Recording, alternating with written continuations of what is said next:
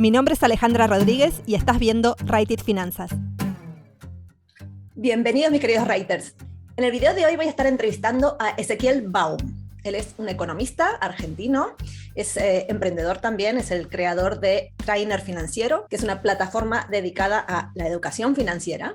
Y con él vamos a estar hablando de temas súper importantes. Vamos a estar hablando de qué pasa con el dinero, con la economía en tiempos de guerra. Vamos a estar hablando de emprendimiento, de deudas, de me conviene pedir dinero para comenzar un emprendimiento o no. Vamos a estar hablando de créditos, de tarjetas de créditos, de cómo salir de deudas. Un montón de temas súper interesantes, así que quédate hasta el final porque, como podrás ver, es una entrevista que no tiene desperdicio. Vamos entonces a darle la bienvenida a Ezequiel. Bienvenido, Ezequiel. Hola, Alejandra, muchas gracias por invitarme. Gracias a ti por aceptar la invitación. Y como sabes, me gusta comenzar. La primera pregunta que le hago a todos mis entrevistados es un poco sobre el pasado, indagando un poco en cómo fue que aprendiste a gestionar tu dinero, quién te enseñó sobre finanzas personales, si cuando eras pequeño tus padres te enseñaron, te daban paga, tenías una hucha. ¿Cómo fue que aprendiste lo que aprendiste sobre finanzas personales? Yo creo que hay varios hitos en lo que es el acercamiento al mundo del dinero. El primero, te diría que tiene que ver con cuando te caen los dientes. Ahí empiezas a tener contacto, por lo menos una responsabilidad muy chiquita que es qué vas a hacer con ese dinero. También, bueno, cuando te dan plata para ir a comprar cosas. Pero siempre de chico tuve como una fascinación. Desde muy chico colecciono billetes y monedas de otros países, o incluso de mi país, de otras épocas, que cambió bastante de moneda por la historia que tiene. Y te diría que más sobre el fin de la adolescencia, ya en los primeros años de los estudios universitarios. Me acuerdo que tuve que asistir a mi madre, que había hecho un desastre con las tarjetas de crédito, que es una anécdota que cuento en el relato de economía, en un libro que escribí sobre cómo manejarnos con el dinero. Sí, lo tengo aquí. Y ahí está, hice una muy buena reseña de paso. Y más allá de la anécdota, que bueno, en el momento no la vive con el estrés típico de ver que los adultos responsables quizás no son tan responsables como uno creía, y después entender que es algo hasta generalizado. Creo que fue un problema de un padre o una madre que no se manejó bien con el crédito, sino que es una falta generalizada de conocimiento.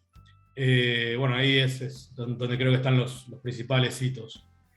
O sea que no es que tus padres te enseñaron a ti, sino que tú le has enseñado a tus padres, más o menos. Y sí, se fue dando bastante así. Te diría que también hubo mucho aprendizaje de caída de la realidad. También cuando empecé a intentar ahorrar mis ingresos y quería comprarme mi primer auto, y me acuerdo que tenía la fantasía de que cuando lo colocaba a interés iba a ganar muchísimo dinero. Y bueno, una de las primeras cosas que entendí es que la proporción de las tasas de interés no es astronómica en el cortísimo plazo, y que el dinero se toma su tiempo para crecer. Y bueno, después uno también va entendiendo las coordenadas razonables que tiene, digamos, el interés o la rentabilidad respecto a los riesgos que uno también asume, empieza a conocer otras cosas. Pero bueno, ahí ya son conocimientos que fui adquiriendo en simultáneo con la carrera de economista en la Universidad de Buenos Aires. O sea, un poco por lo que aprendiste en la universidad y otro poco a prueba y error de lo que te iba pasando. Sí. De hecho, quizás una de las críticas que tengo respecto a la universidad es que el conocimiento necesario para la buena administración financiera no está ahí tampoco. Uno puede aprender cálculo financiero, puede aprender contabilidad, puede aprender una serie de cosas que sirven para rendir exámenes, pero no siempre son conocimientos prácticos. Uno puede salir de la universidad sin haber ordenado la apertura de una cuenta para empezar a invertir y obtener el título de economista, lo cual es preocupante, porque se supone que somos los que más deberíamos saber de estos temas. Pero bueno, como no se rinde examen de eso, sino que son conocimientos estrictamente del orden de lo práctico, son cosas que uno aprende con la experiencia. Y en tu caso, entiendo que de tu familia nadie te enseñó, o sea, no era que o tu padre o tu madre hacía y tú copiabas, sino que lo fuiste probando tú mismo. Sí, había mucha inquietud a mis 20 años con la bolsa, mucha fascinación que tenía que ver con muchos mitos y fantasías que uno tiene con ganar un montón de dinero, con la adrenalina que uno ve de películas y series.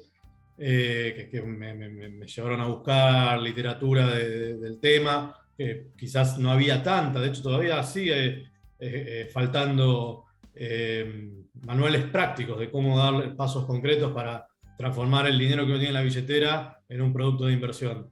Hoy quizás toda esa información con el auge de Internet y las redes sociales y la capacidad de producir contenido a muy bajo costo, permite que haya una explosión, cosa que antes era escasa. Pero sí, fue eso, fue un poco la búsqueda de hacer cosas para poder ver si hacía crecer mi dinero. Pero no fue algo que sucedió teniendo referentes ni en casa ni en la universidad. En la universidad sí, me acuerdo que había una actividad extracurricular organizada por alguna agrupación de estudiantes de simulación bursátil, que fue cuando me enteré que eso existía, me tiré de cabeza ahí. Ahí conocí a uno de los referentes argentinos sobre estos temas, que para mí es una eminencia, que es Claudio Suchovicki, a quien años más tarde después lo volví a cruzar en su programa de televisión, invitado, en mi caso como referente de educación financiera, pero a principios del milenio no había quizás tanto como hay ahora. Y en Argentina, además, con las crisis que tenemos, más el estrés postraumático que heredamos de nuestros padres y nuestros abuelos, el reflejo automático siempre es comprar dólares. Entonces, la bolsa siempre es mirada con mucha desconfianza, los bancos también.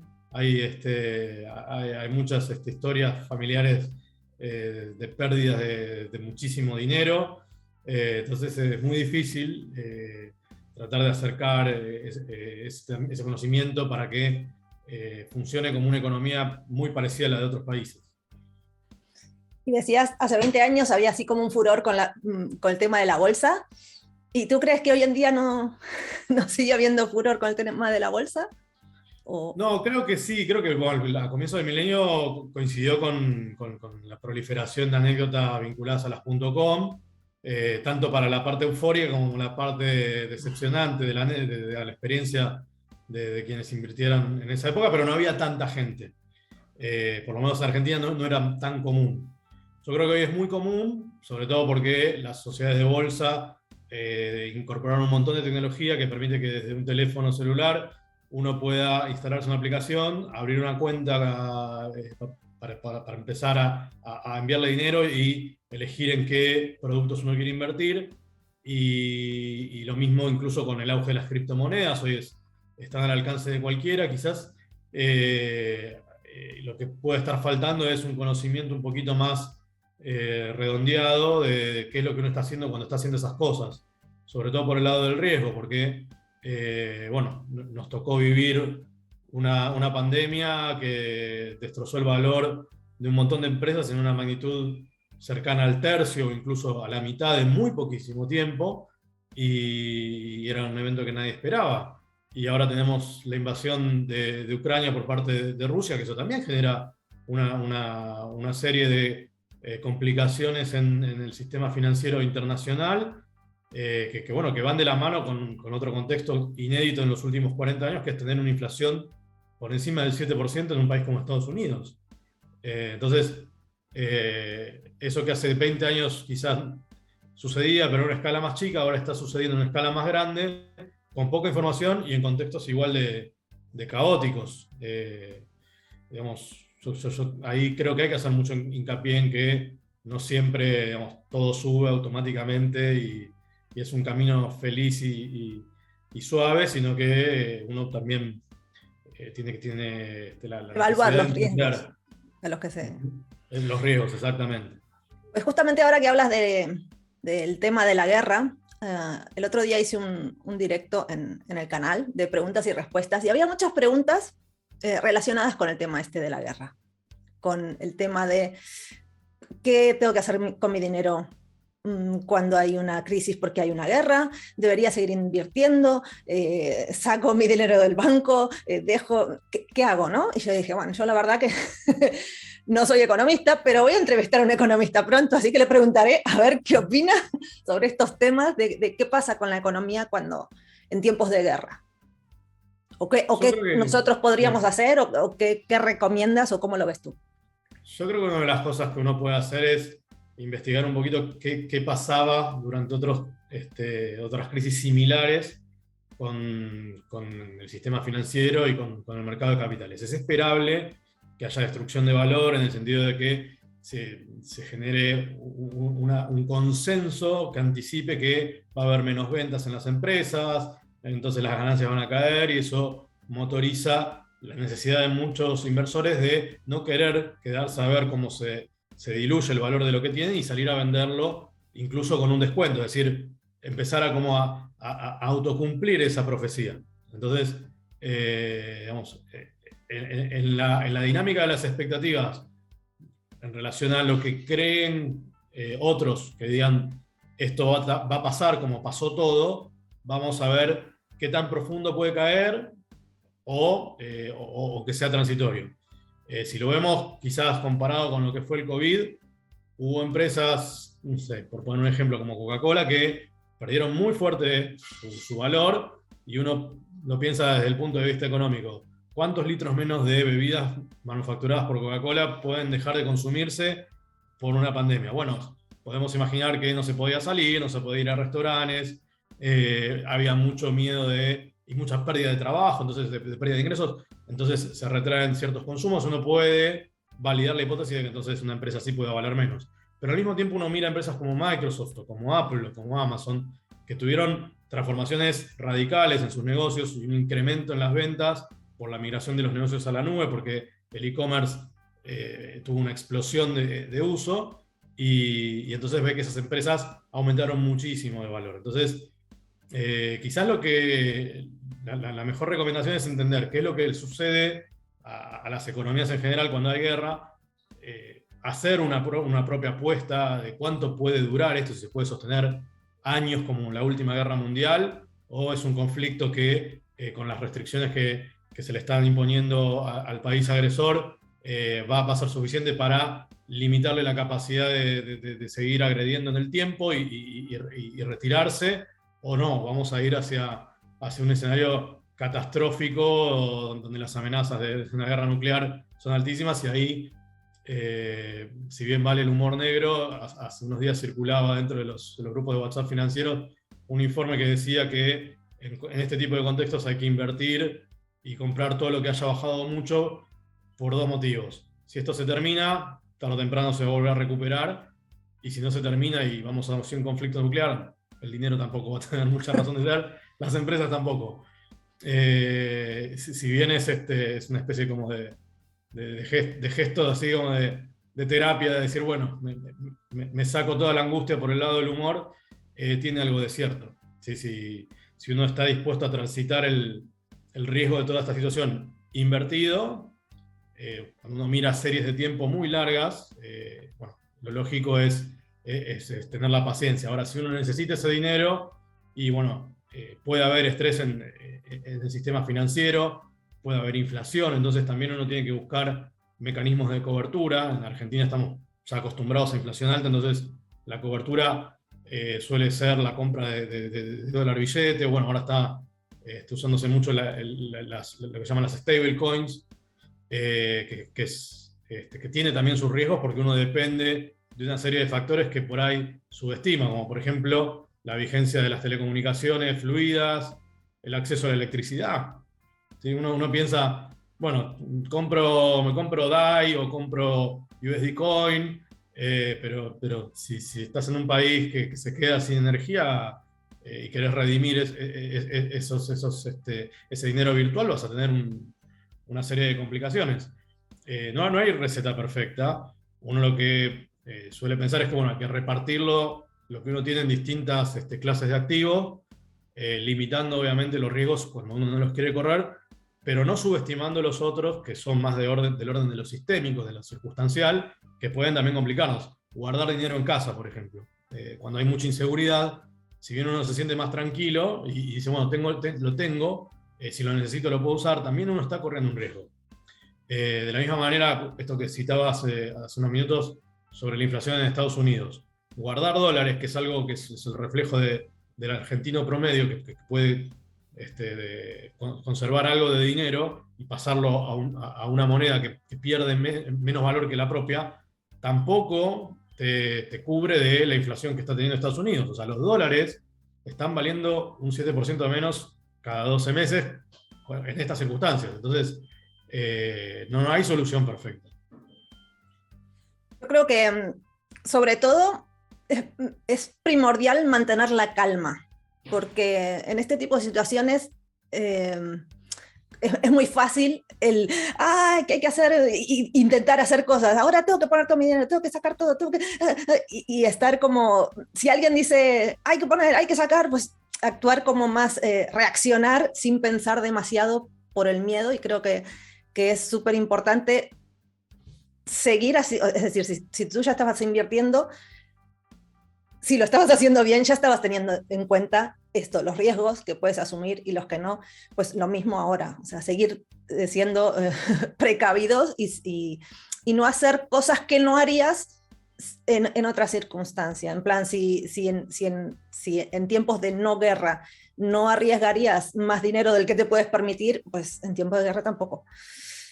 No sé. Sí, es fundamental quizás tener, digamos, una estructura bien definida de cómo uno se comporta, si suele vivir endeudado o no, si tiene capacidad de ahorro o no, y si esa capacidad de ahorro la invierte con más o menos riesgo en una circunstancia normal, y replantearse qué es lo que haría en una circunstancia de muchísima incertidumbre, que además es una incertidumbre que se puede sostener en el tiempo y que eventualmente podría incluso complicarse todavía más. Entonces siempre uno tiene que ponderar en una disyuntiva entre la tranquilidad y el espíritu de riesgo, de buscar oportunidades. Hay también, en ese sentido, en contextos que cambian mucho, sobre todo se dio en la pandemia, la posibilidad de invertir en uno mismo, en capacitarse. ¿Sí? Muchas veces es muy difícil anticipar el rendimiento de ese tipo de inversiones, pero son de esas que es muy difícil que te roben. Una vez que uno adquirió el conocimiento es muy difícil perderlo, y normalmente, digamos, si uno hizo esa inversión para esa capacitación, para generar habilidades nuevas que son remuneradas en algún tipo de nicho de un mercado, o bueno, quizás se vuelven una oportunidad. Pero uno siempre tiene que estar periódicamente evaluando primero lo que es la normalidad, y bueno, en contextos anormales, si no terminamos uno y ahora ya está comenzando otro, entender también qué es lo normal, porque siempre está pasando algo más o menos grave, pero como que siempre hay algo. Sí, creo que fue... Cuando no es malo, es bueno, y entonces también hay furor porque es súper bueno, o es súper malo, o es como que siempre sí. hay...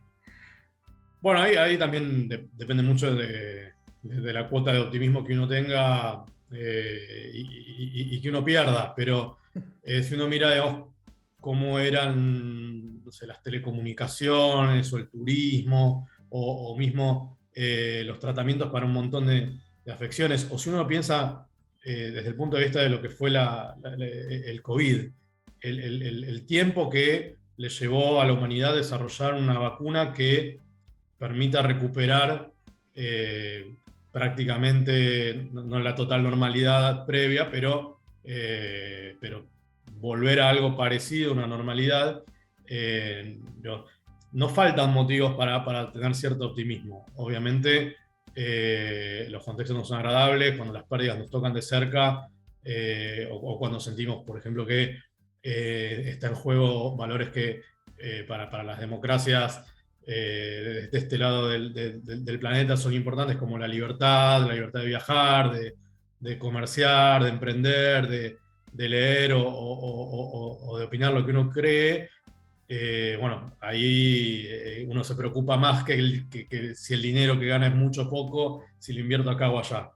Pero en líneas generales, uno, digamos, si quiere ser optimista e invertir a largo plazo, no faltan razones. Bueno, pues aclarado el tema de la guerra, tengo unas cuantas preguntas más para hacerte sobre otros temas. Primero, luego que tú terminaste la universidad, trabajaste en distintas empresas, ayudaste mucho a emprendedores y a freelancers, y también ahí suele haber muchas dudas con el tema de la organización del dinero cuando uno se monta algo por cuenta propia.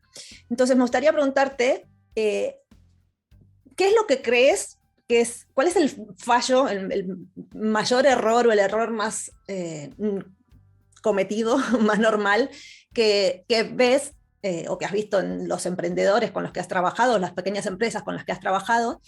¿Y qué consejo le darías a una persona que está empezando ahora? Yo diría que los errores más frecuentes pues son dos y forman parte de la misma mentalidad. Tienen que ver con no entender cuánto necesita el negocio para funcionar. Y el lado B de todo eso es no entender cuánto uno necesita para vivir, como uno le gusta o necesita vivir. Como el negocio y el dueño del negocio, o el emprendedor y el emprendimiento, son personas diferentes. Es muy importante tabicar esas dinámicas que tienen que ver con las finanzas personales por un lado y las finanzas del emprendimiento por el otro. Como hay un cordón umbilical que los conecta, que es la ganancia eventual que pueda tener el emprendimiento para que el emprendedor retire y viva como le gusta vivir, es importante, digamos, ser conscientes que todo lo que uno se lleva del negocio se lo está llevando en carácter de dueño. Si uno es empleado de sí mismo, o sea, de su propio emprendimiento, entonces es fundamental entender si el negocio al momento de que uno lo abre tiene capital suficiente para pagarle el sueldo a un empleado que es uno mismo. Es bastante esquizofrénico esto, pero así funciona. Porque si uno no le puso el capital necesario para digamos, financiar el sueldo de este gerente multiuso que uno se convierte cuando emprende, no se lo puede pagar. Y si uno intenta retirarlo, quitando lo que cobra de las ventas, bueno, no va a poder volver a pagar en la siguiente ronda a los proveedores, o no va a poder pagar el alquiler. Entonces, es importante entender que si uno es empleado, entonces una de dos: o le tiene que inyectar una cantidad de capital, que son sus ahorros o el capital de un tercero, o pedir dinero prestado, y ahí es otra cuestión también que vale la pena conversar, o prescindir de cobrar un sueldo y trabajar, digamos, invertir tiempo. Y en todo caso, si el negocio le va bien y genera ganancias, bueno, entender que eso es lo que uno puede retirar. El emprendimiento muchas veces cuesta homologarlo a una empresa, que es una empresa que está constituida separada de los dueños, que tiene un estado de resultados donde se registran sus ingresos, sus costos, sus gastos, y abajo, si el negocio le fue bien, que no hay garantías de que eso suceda, se habrá acumulado una ganancia. Otra de las cosas que son comunes al no tener todo el capital necesario para funcionar es el estrés de la caja, que tiene que ver con que cuando uno vende con un ciclo de cobranza que está en función del mercado en el que uno está metido, los clientes con los que uno trabaja, las ganas o no de darle, de ofrecer medios de pago que dan crédito, o dar uno mismo ese crédito, decir, bueno, pagame en 30 días o 60, en relación con las necesidades que uno tiene de pagar a sus propios proveedores o la estructura que uno montó para el negocio, que quizás es mucho más inmediata, más en el día. Entonces empieza a haber baches que uno, si no puso el dinero para que funcione, lo que llamamos el capital de giro, va a estar sistemáticamente haciendo malabares hasta que uno consigue un préstamo o una inyección de capital para cubrir eso. Entonces, de ahí derivada tu segunda pregunta, que es ¿qué le puedo recomendar a alguien que quiere emprender? Es medir cuánto capital necesita tu negocio. Si tu negocio ya está en marcha, bueno, es hacer un análisis de la información que ya tenés, que por suerte al tenerla, si la tenés ordenada la podés usar para hacer un diagnóstico y decir, bueno, si este es mi volumen de ventas y cobro en un promedio con esta velocidad y estas son las obligaciones que tengo que pagar, quiere decir que necesito esta cantidad de dinero para funcionar hasta que vuelva a cobrar. Cuando uno no tiene un negocio, sino que uno tiene una idea, un proyecto, bueno, son hipótesis, pueden fallar. Entonces, pero bueno, siempre es mejor hacer un plan antes de mandarse y seguir una intuición o las ganas de hacerlo, porque también nos vamos a enterar además al hacer el plan si el negocio es viable, que es otra de las cosas que hay que entender. Y relacionado con el tema también, otro problema muy frecuente con el que se encuentran los emprendedores o la gente que trabaja por su cuenta es el tema de la variedad en cuanto a ingresos, que no se cobra todos los meses lo mismo, a veces ni siquiera se cobra todos los meses, puede ser que haya meses que se cobra muchos, otros que no se cobra nada o que se cobra muy poco. ¿Cuál crees que es la mejor manera de poder gestionar eso para que, sobre todo los meses que se cobra poco o no se cobra nada, pues uno no tenga que andar pidiendo o muriéndose de hambre? Es muy buena la pregunta, porque bueno, es un baño de realidad. Emprender no es para cualquiera, requiere primero, digamos, una serie de fortalezas y una personalidad muy especial, preparada para soportar situaciones muy, muy estresantes. No porque no existan situaciones estresantes cuando uno tiene un jefe en una compañía, que hay una cadena a la que hay que ir respondiéndole y reportando, y que si uno hace mal las cosas no sea estresante, pero es muy diferente, y quien pasa por la experiencia emprendedora lo va a poder confirmar, quien haya vivido los dos mundos. Yo creo que lo ideal es tener, además de capital para que la empresa funcione o el emprendimiento funcione, un fondo de reserva para el caso del que el negocio no funcione. Es muy difícil porque eso implica prepararse durante años ahorrando, juntando capital para, en vez de usarlo para irse de viaje, cambiar un auto, comprarse el último iPhone, tenerlo disponible como una especie de seguro en caso de que el camino que uno quiere llevar adelante falle. Y es difícil también porque la mayoría de las personas no está acostumbrada a tener dinero quieto, disponible ahí. En el bolsillo. En el bolsillo, en el banco o donde fuera.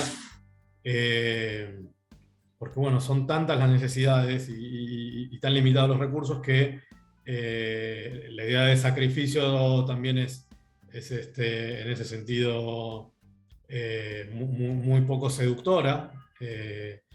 Uno también, al estar en redes sociales como Instagram, ve gente que le está pasando genial y quiere formar parte de eso, pero bueno, para formar parte de eso hay que usar los recursos en otra cosa. Viajes, comidas y demás. Y bueno, es muy importante la disciplina financiera en ese sentido, y entender que si las cosas van bien no va a ser siempre así.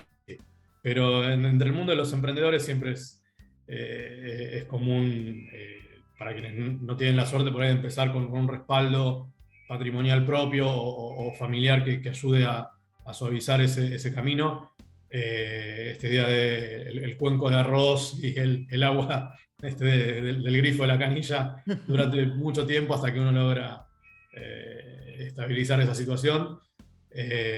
Porque bueno, es un camino sacrificado donde justamente lo que perdés es la garantía que mientras hagas las cosas bien tengas todos los días primero un sueldo depositado. Eso ya no está más, no está garantizado. Pues súper interesante. Entonces, ¿cómo le has llamado eso? Fondo de reserva. Fondo de reserva. El fondo de reserva igual es un concepto mucho más amplio, no necesariamente está vinculado a la aventura emprendedora. A mí me gusta transmitir la idea de que cuando uno elige un estilo de vida, cada estilo de vida tiene asociada a distintas contingencias. Cuando uno tiene una mascota, por ejemplo, las mascotas se enferman. Uno no está pensando, bueno, voy a tener una mascota y se va a enfermar, porque uno no quiere pensar en eso. Pero digamos, en el universo de posibilidades está. Y más pasan los años y más aumentan las posibilidades. Entonces uno debería tener, para evitar tener que salir corriendo o pedir un préstamo, algo de dinero reservado para una emergencia en una veterinaria. De la misma manera que si uno tiene un vehículo y lo usa para transportarse y tiene un accidente que no lo cubre el seguro porque fue por un problema nuestro, y hay que arreglarlo, bueno, también deberíamos tener un fondo de reserva para evitar o quedarnos a pie o tener que endeudarnos para resolver el daño que tenemos del auto, o salir con el auto todo roto, que es también un problema de seguridad. Y lo mismo cuando uno tiene hijos, o cuando uno piensa que se está acercando la edad de retiro propia, o cuando tiene padres que necesitan que ya intuimos que van a necesitar que los ayudemos económicamente, o que van a necesitar que contratemos personal para su cuidado. Digamos, cada decisión que uno toma tiene contingencias o cosas que casi seguro van a suceder, y el fondo de reserva es la mejor manera, por lo menos como lo entiendo yo, de prepararse para algunas. Obviamente, si uno tiene mascota, hijos, padres, vehículos, no hay fondo que te alcance. El fondo de reserva sería, y tendría que vivir, digamos, muy, muy restringido para poder engrosar esos distintos fondos de reserva. Pero mi filosofía es que 10 centavos es mejor que 0, 1 es mejor que 10 centavos, 100 es mejor que 1, y todo lo que uno pueda tener en un fondo de reserva va a ser mejor que nada. Entonces, en todo caso, es cuestión de negociar con uno mismo cuánto está uno dispuesto a sacrificar para la tranquilidad del futuro, entendiendo que en algún momento algo puede no salir como lo esperamos. Algo va a salir como no. Creo que no es una opción. Siempre va a pasar algo que no queremos que pase. Y que se puede solucionar con dinero, que eso es lo más triste, es que muchas veces hay cosas que se pueden, porque lo que no se puede solucionar con dinero, pues bueno, pero cosas que se pueden solucionar con dinero, es muy triste meternos en problemas cuando podríamos haberlo evitado con dinero. Sí, quizás yendo al lugar común de que el dinero no hace la felicidad, puede ser. Lo que sí sé es que resuelve muchos problemas. Nos hacen muy infelices. Y respecto a eso, quizás el desafío en estos contextos donde hay inflación y demás es, bueno, buscar alternativas que permitan mantener el valor de ese dinero que decidimos ahorrar y acumular para emergencias que quizás no suceden hasta dentro de, no sé, 3, 5, 10 años. Pero que, bueno, que queremos tener la tranquilidad que está ahí disponible. Otra cosa que mencionaste antes, en cuanto al tema de comenzar un emprendimiento, el tema de la deuda. ¿Me endeudo o no me endeudo para empezar mi negocio? ¿Cómo lo ves? ¿Qué cosas tendría uno que plantearse o que tener en cuenta para poder tomar esa decisión de si me endeudo o no me endeudo? Porque si todavía mi negocio no ha comenzado, o sea, yo tengo esa idea y tampoco sé si va a funcionar o no va a funcionar. Entonces, ¿cómo me puede ayudar a tomar esa decisión o qué cosas tendría que tener en cuenta? Bueno, la disyuntiva entre iniciar un negocio con capital propio o capital de riesgo de otros que entienden que puede salir mal y que digamos, la pérdida implica la pérdida del capital, versus pedir el dinero prestado, en cuyo caso uno tiene que devolverlo aún saliendo mal el negocio, es muy, muy complicada. Porque conseguir capital de riesgo implica encontrar a alguien que no le moleste perder el dinero que está poniendo, o en nuestro caso estamos enamoradísimos de lo que vamos a hacer y con una confianza enorme en que nos va a ir bien, y nos apaga la parte del riesgo que tiene que ver con las probabilidades de que vaya mal. Suponiendo que no hay ni capital propio ni de terceros de riesgo y uno tiene que pedir el dinero prestado, ahí hay que entender una serie de cosas. Primero, que los préstamos hay que devolverlos con el adicional que es el interés. Ese adicional va a condicionar bastante el negocio. ¿Por qué? Porque le está poniendo un piso a la rentabilidad que va a tener que tener el negocio. Cuando uno, digamos, inicia un negocio con capital propio, como no solo no hay que devolverlo, sino que no hay que pagar intereses sobre eso, bueno, tengo una presión nula sobre la rentabilidad. En todo caso, el negocio puede estar empatado, ¿sí?, hasta que llegue al nivel de ventas que empiece a darle ganancias. Pero cuando uno tiene intereses, los intereses hay que pagarlos, nos vaya bien o nos vaya mal. Y si las ganancias no cubren los intereses, se van a convertir en una especie como de de piedra moladora del resultado del negocio y pueden terminar haciéndolo volcar. Entonces es muy importante entender cómo van a incidir los intereses para saber si el negocio va a ser viable con el costo financiero al que nos dan acceso los bancos, porque también uno no puede decir, bueno, me prestan dinero un familiar sin intereses.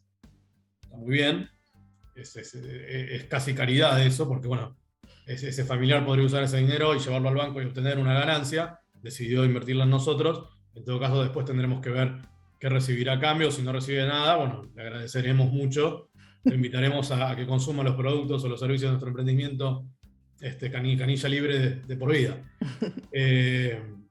Pero por regla general el costo financiero es la multa que hay que pagar por no tener capital propio. Y si es demasiado oneroso, si es muy alto, va a comer las ganancias. Y ahí nos puede llevar al negocio a un punto de indiferencia donde no valga la pena hacerlo con dinero prestado. Si el negocio no va a ganar todo lo que necesita para pagar los intereses y además generar ganancias. Claro, porque aparte si no lo pagas, pues eso va creciendo también el tema. Sí, genera, digamos, no pagarlo además genera una serie de problemas que digamos, uno se convierte después si uno lo pidió a título personal, uno se convierte en un deudor incobrable, queda manchado en los buros de crédito y no puede volver a endeudarse para otras cosas para las que quizás sí estaba preparado. Y siempre, digamos, es recomendable no llegar a esa situación donde, bueno, vienen los estudios de abogados que reclaman deudas que mediante juicios o demás, son situaciones que siempre es mejor evitar. Y además muy estresantes, que además Sí, de tener que ocuparte de tu negocio, tienes que ocuparte del otro tema, o sea, te quita atención a lo que tienes que estar poniéndole atención. Sí, bueno, hay gente que por ahí está preparada para cortarle el teléfono o tirar las notificaciones de reclamo y vivir como si eso no existiera. Bueno, si todo el mundo se comportara de esa manera no habría crédito. Básicamente, el crédito funciona porque hay gente que cumple, hay gente que no cumple y se lo reclama y se la lleva hasta el límite de que cumpla, y después va ahí en el margen gente que es son como un forajido del sistema financiero. Lo pueden hacer una vez, 2 veces, o sea, bueno, tienen que recurrir a buscar dinero de otro lado, porque si no, no lo pueden hacer.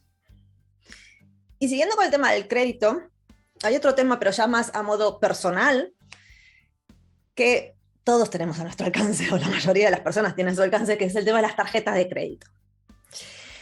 Y aquí me gustaría que nos contaras, bueno, en tu libro hay todo un capítulo que está dedicado a eso y me pareció súper interesante, pero bueno, al que todavía no se haya leído el libro, me gustaría que contaras un poquitito, porque una cosa, sobre todo muy común en países donde la inflación es alta, es escuchar el típico, lo pago en cuotas porque así le gano a la inflación.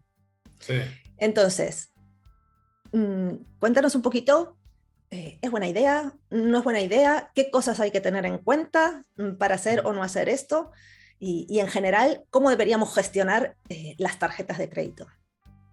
Bueno, es importante entender que el crédito surge de la base de ahorros que tiene el sistema, ¿sí? Con lo cual, uno puede pensar estas cosas desde el punto de vista individual, pero si es una conducta generalizada, tampoco va a durar mucho tiempo esta idea de me endeudo en cuotas para, en la jerga lo decimos, licuar al que me presta, porque cuando le devuelvo los pesos o la moneda en la que esté endeudado, van a valer menos y yo ya me equipé con lo que quería comprar para la casa o saqué ese pasaje para esas vacaciones. La realidad es que esta dinámica tiene un límite.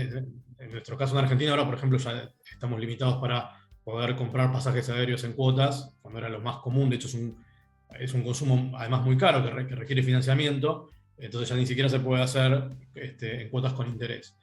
Pero la lógica detrás del endeudamiento con la tarjeta de crédito nace de pensar en consumos para los cuales uno no tiene todo el dinero disponible, entonces lo transforma en pequeñas porciones que todos los meses va saldando y que eso en principio tiene un costo, ¿sí? Muchas veces vamos a encontrar que uno puede pagar en 12 cuotas sin interés eso tiene que ver con el hecho de una de dos. O cuando preguntamos cuánto cuesta de contado, nos ofrecen un descuento. ¿Hay un descuento? Claro, que no estaba publicitado, y el interés es el lado B del descuento, ¿sí? O hay una tasa de interés o una tasa de descuento, pero están ahí jugando. O, para tener la venta, la empresa decide ofrecer ese costo financiero nulo y lo banca, lo respalda del presupuesto de marketing. Entonces, cuando uno nunca vio una empresa por adentro, piensa que, digamos, son como los bolsillos de payaso, regalan intereses. La realidad es que tienen un presupuesto para facilitar ventas y lo camuflan en el costo financiero regalado. Entonces, saben que si no ofrecen esto, entonces no tendrían ventas. Y como en el precio de lo que consumimos está el componente del presupuesto de marketing que paga cada producto, cada venta, bueno, se canaliza, en vez de gastarlo en publicidad o en pagarle a un influencer para que hable bien de ellos, bueno, se usa ese dinero para que los consumidores puedan comprarlo en cuotas sin pagar un interés en relación al precio de contado. Y en ese caso, obviamente, ahí no hay descuento y es lo mismo pagarlo de contado que en cuotas, entonces uno diría, bueno, lo compro en cuotas, ¿sí?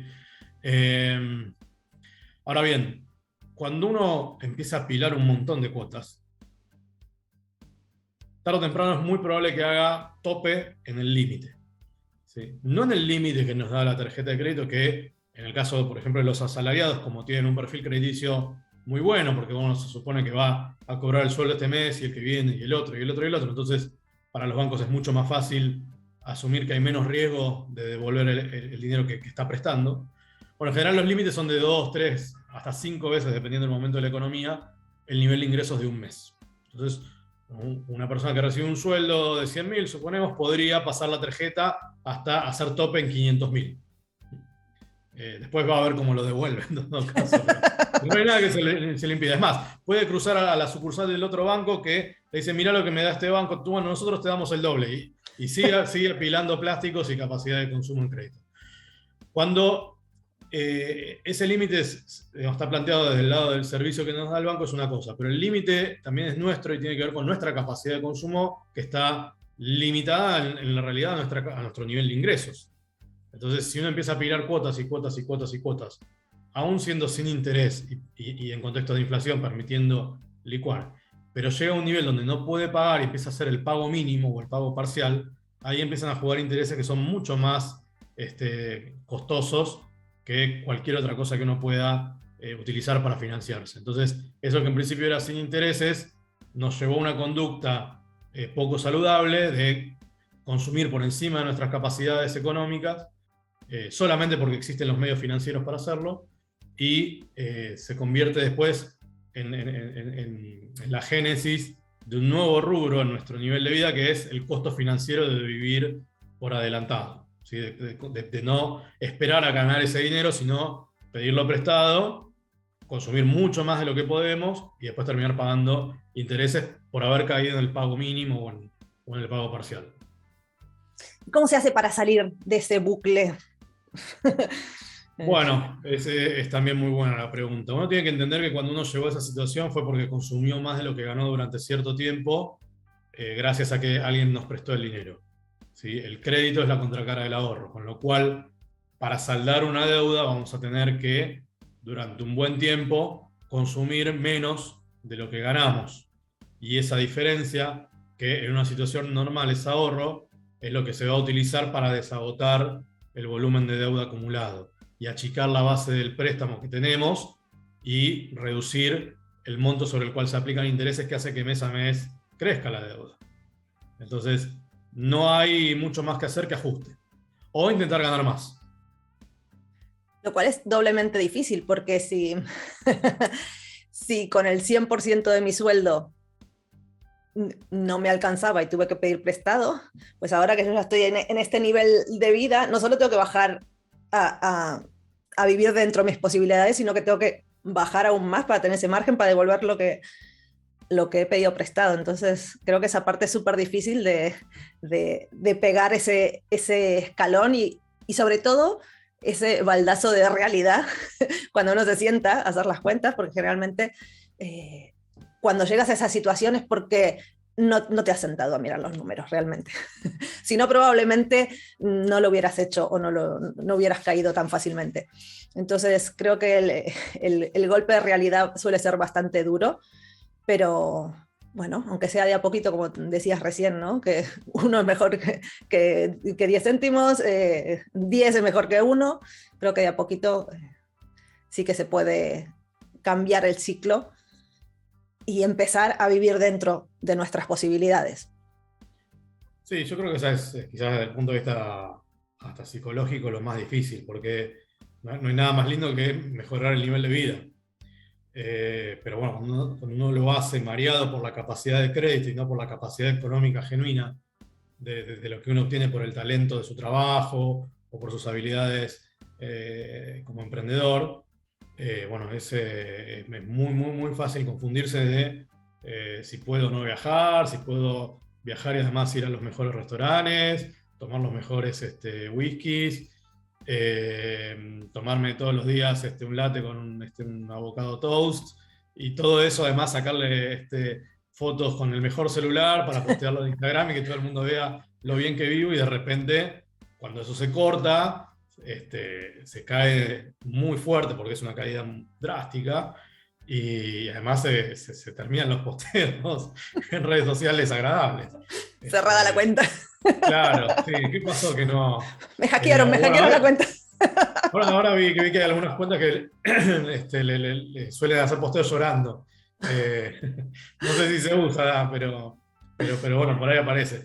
Pero es muy importante. Yo creo que digamos, despacio y constante se puede llegar a un nivel de vida equilibrado sin necesidad de caer de vivir como un profeta bíblico, así en una cosa como muy austera. Hay gente que le gusta vivir austero y está fantástico, pero lo que creo es que uno tiene que vivir de forma equilibrada, es la mejor forma también de evitarse problemas, de estrés, también ser muy consciente de que cuando uno tiene una capacidad económica de estar mejor porque tuvo un salto profesional, bueno, también ser consciente de que quizás eso no va a ser permanente, uno también puede tener un burnout y necesitar dejar de trabajar con ese nivel de presión porque creía que estaba preparado para ese salto, pero no. Entonces acomodó ya todo su nivel de vida, el nuevo nivel de ingresos, y después bajar también es difícil, con lo cual también mi recomendación para quienes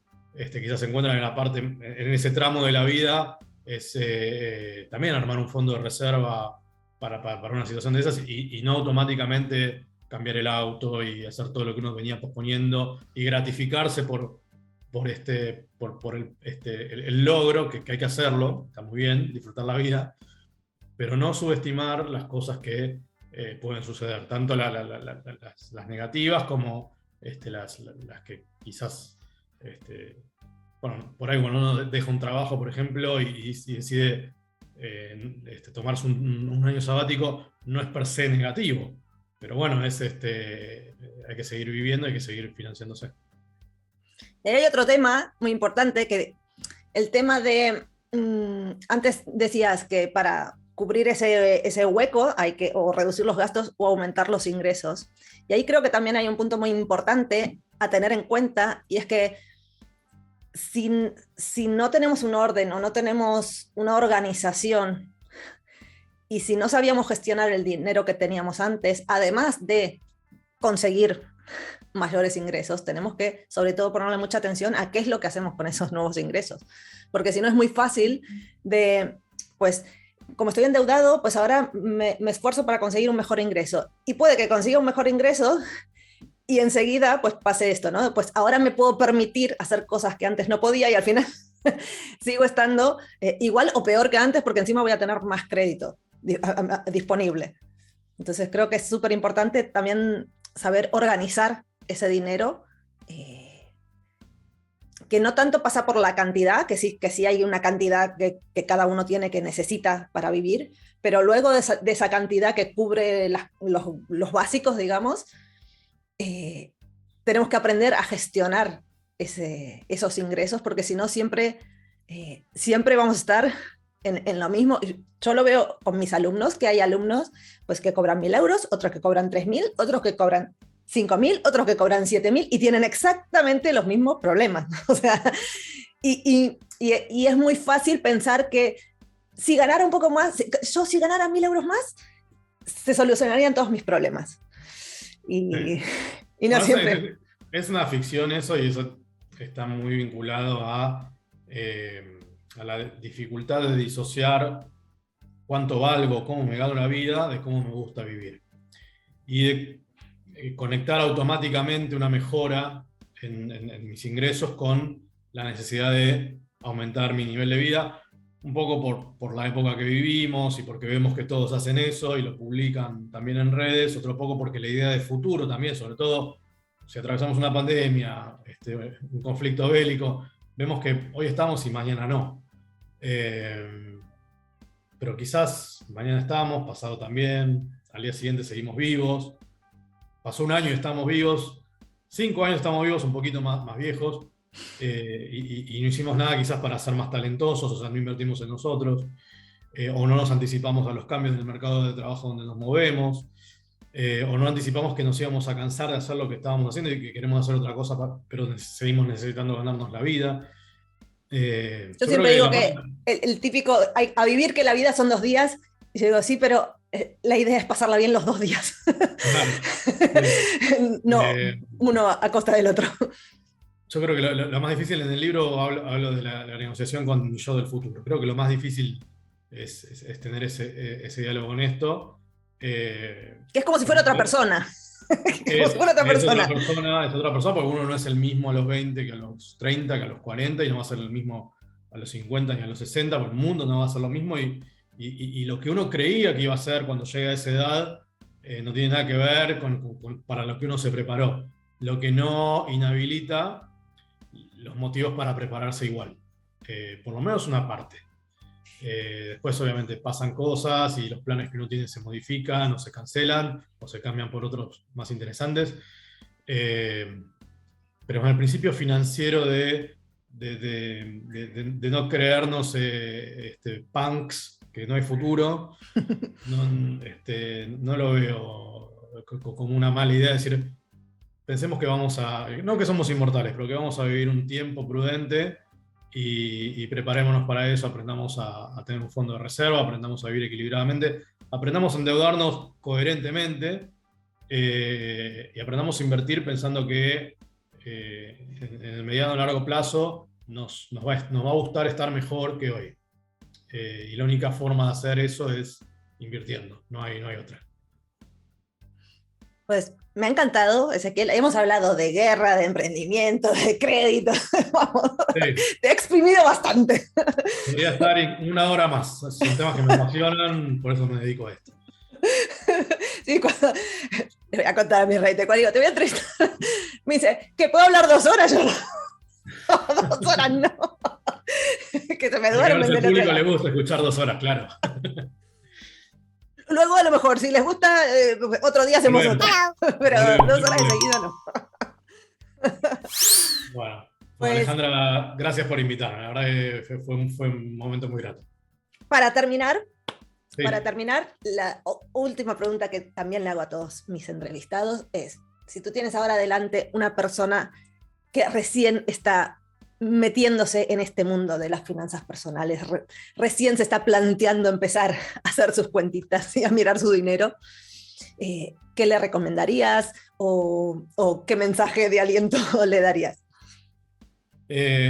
Lo primero que recomiendo es empezar a tomar nota de sus ingresos y sus gastos y tratar de reconstruir una especie como de diario, hacerse amigo de las planillas de cálculo, de Google Sheets, que es gratis, está vinculada a la cuenta de correo de Gmail, y aprender a hacer las cuentas básicas de la suma de lo que gano y la suma de lo que gasto.